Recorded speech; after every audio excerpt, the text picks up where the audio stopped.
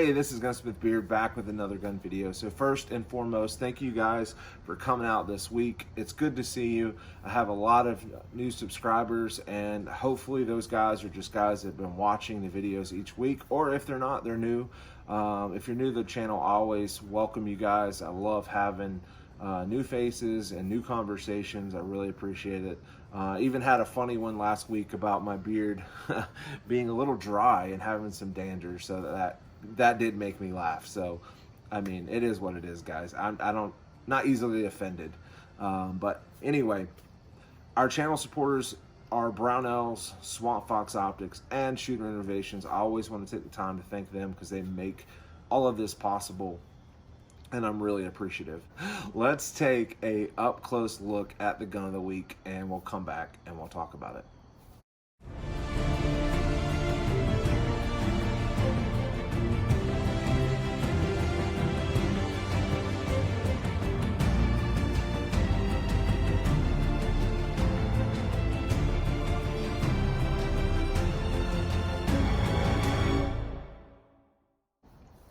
All right, guys and girls, it's time. The gun of the week. And I don't know that I've done this one on this channel, and so I wanted to because I had one and I don't really talk about it all that much. And it's a Smith & Wesson M&P Shield 9, and a lot of guys love these. And so I will say this, usually the guys that love Smith & Wesson, especially the M&P series, which is a phenomenal series by them, a lot of them are not Glock fans, and I don't know if it's because of the grip angle on this pistol or they just think it's a better gun and it shoots better, and I can see the arguments on both sides, and the craftsmanship that goes in these pistols are pretty good. Plus, Smith & Wesson, sometimes if their sales get too low and they're not making, you know, the quota each quarter, you'll see them offer insane prices. So I know we're getting close to like holiday season, and around Black Friday, a lot of times you do see these things go on sale, and so it's always a good thing to think about if you're in the market. Just kind of wait a little bit, and around the holidays these things usually go on sale because they're trying to, on Q4, they're trying to make those sales. So what do I think about this M&P 9 Shield? And I've had a bunch, to be honest, over the years, and I do shoot them. To be honest, they're not my favorite, and it's mainly because of the grip angle of the frame itself.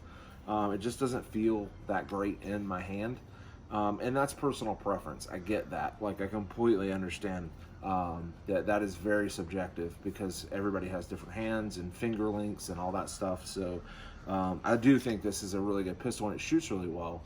And this is the smaller one. So this one does not have the thumb safety, and I've shot ones that have thumb safeties, and I'm not really a fan of thumb safeties. But first, before, I don't know why I didn't do it sooner, but just so you guys know, this is a ammo-free, safe firearm, and so I can go ahead and drop the slide. There's nothing in the chamber, nothing in the mag well, and my magazine is completely empty. So just drop the slide, and let's keep talking about this thing because I think it is a pretty good pistol. I have a love-hate relationship, to be honest, with the trigger. It's better in the 2.0s than the 1.0s. The 1.0s, to be honest, was terrible. I know that 90% of the guys that own these that I know, they don't keep the trigger anyway. They end up going to Apex Tactical and replacing it. And my opinion on Apex Tactical is they make phenomenal triggers for the M&P Smith & Wesson series. They don't in Glock, and I'm sorry, Apex Tactical, that is my opinion, but it's just tried and true. I've tried it and tried it and tried it, and they just suck. I know some guys are going to hate me for saying that, but it's phenomenal in an M&P series pistol, Shield or full size or compact, whatever. It's really good and 1,000 times better than this factory trigger, which is really heavy and has a lot of take up. So it does have a lot of pre-travel. So I'll show you. It has a lot, to be honest. And just to make sure we're clear. And then it does have a pretty good wall, but it's heavy, like kind of on the heavy side. So usually most of the triggers I have on pistols are between that 4 and 5.5 for defensive pistols. For competition, obviously much less. But for a defensive pistol, 6.5 is on the heavier side. Like 5 is usually the sweet spot, or 4.5 is really a good place to be for a defensive pistol, in my opinion.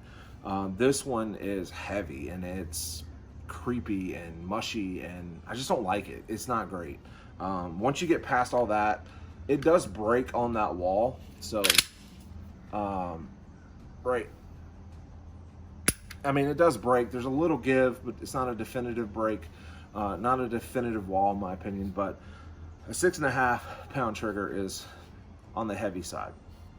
So if you don't like the trigger, like me, I would recommend look at Apex Tactical and swap it out. I don't shoot this gun a lot, so to be honest, it's what I would call a quote-unquote safe queen. So it just sits in the safe. I don't shoot it much, but it's still a good pistol. And if I was going to shoot it a whole lot, I would probably change the trigger and get an Apex Tactical trigger. And you don't have to get one that's in fluorescent colors. I know a lot of guys kind of throw it up in their mouth when they're like, oh, it's got a nasty fluorescent purple or red or orange trigger. I hate it. Well, they do make a black one. So calm down, hold your horses. You can still get a nicer trigger and keep it all black and tactical and all whatever, and it'll be good to go. So there are some things I will talk about. So this has no chamber indicator, loaded chamber indicator on top. Well, I might have done that too fast, sorry. It doesn't have a rail. So when it comes to lights, you're a little bit limited. I know that Streamlight makes the TLR 6. It's only 100 lumens, so it's not very bright. So you're very limited, but it has kind of that molded piece that kind of connects on the trigger guard. And then once you have that installed, you can get a custom holster made, and then you're okay. You're not, you know, down the creek, so to speak, trying to find a holster that'll fit. There's plenty of custom holstering makers that aren't expensive that'll do that for you if you want a weapon light mounted on your pistol.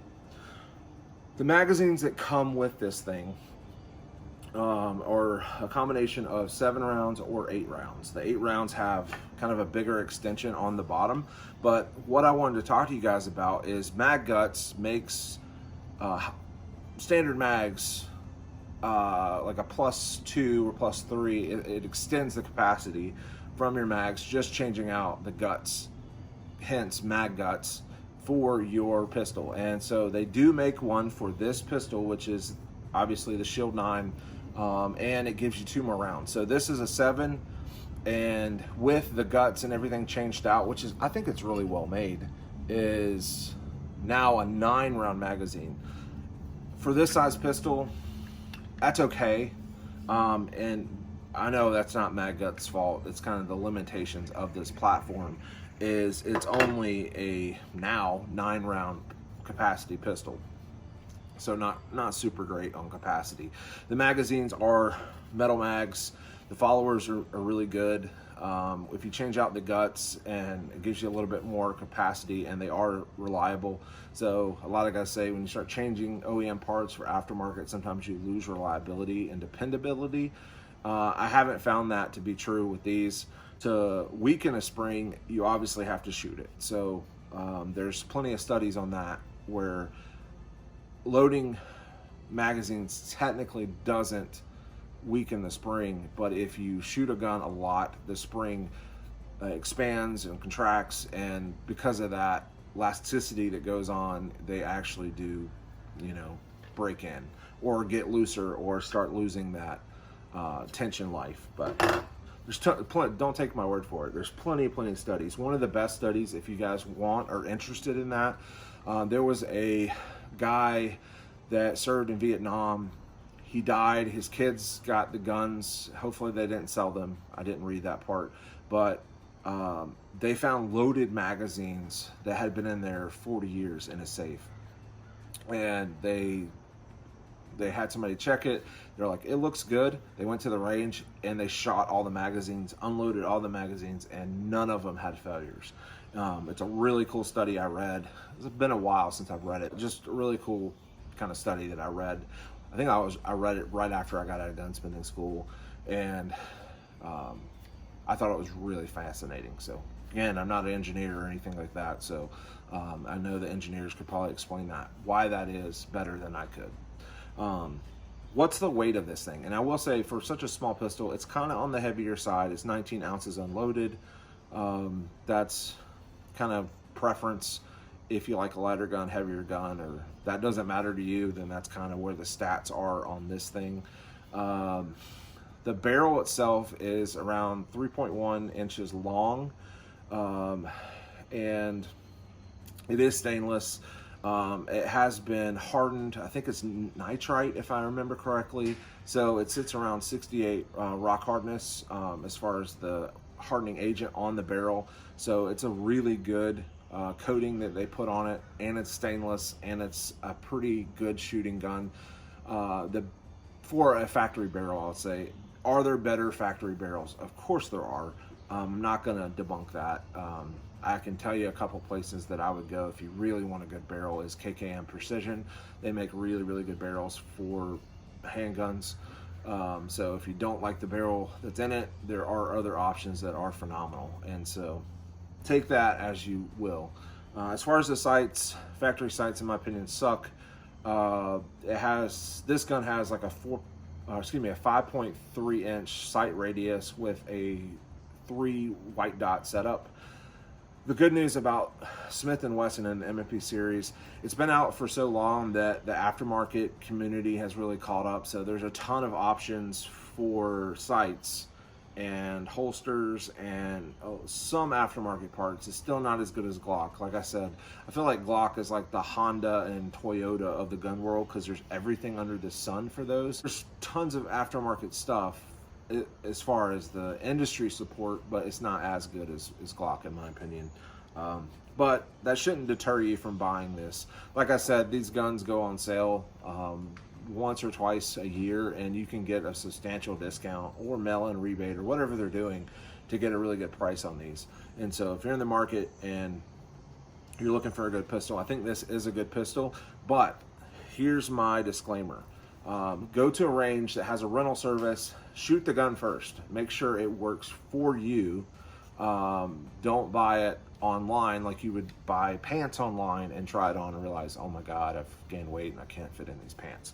But this is a really good gun, but my caveat, go shoot it, go try it, see if you like it, and if you don't, then move on to something else. But I always say, put it in your hand, go shoot it, and test it out before you buy it. Just like if you bought a car, most likely you would test drive the car before you took it home. Same thing with guns. Test drive your gun before you take it home. That's my wisdom of the week, if you want to say. But I appreciate your time, guys. I will catch you in the next video. And as always, work hard, God first. See ya.